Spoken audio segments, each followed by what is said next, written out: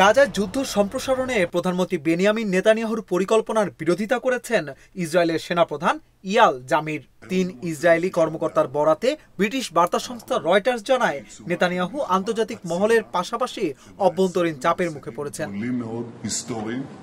গত মঙ্গলবার ৩ ঘন্টার এক উত্তেজনাপূর্ণ বৈঠকে সেনাপ্রধান জামির সতর্ক করে বলেছেন, গাজার অবশিষ্ট অংশ দখল করলে সেনাবাহিনী দীর্ঘমেয়াদে সেখানে জড়িয়ে পড়বে।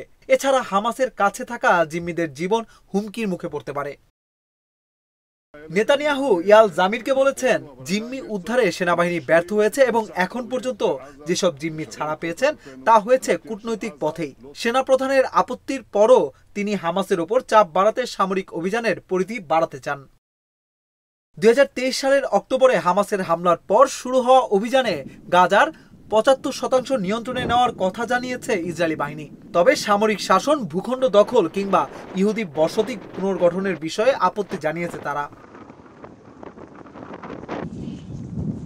বেনিয়ামিন নেতানিয়াহু বর্তমানে দেশে বিদেশে চরম চাপের মুখে রয়েছেন। জাতিসংঘ গাজার সম্ভাব্য নতুন হামলার বিষয়কে গভীরভাবে উদ্বেগজনক বলে উল্লেখ করেছে। গাজাবাসীর কয়েক দফা গৃহহীন হওয়া ও দুর্ভিক্ষের আশঙ্কায় উদ্বেগ বাড়ছে বিভিন্ন মানবাধিকার সংস্থাগুলোর মধ্যে।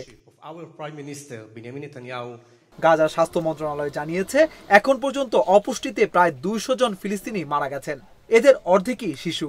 গতকাল বুধবার খাদ্য বোঝাই একটি ট্রাক ভিড়ের মধ্যে উল্টে পড়লে ২০ জন নিহত হন।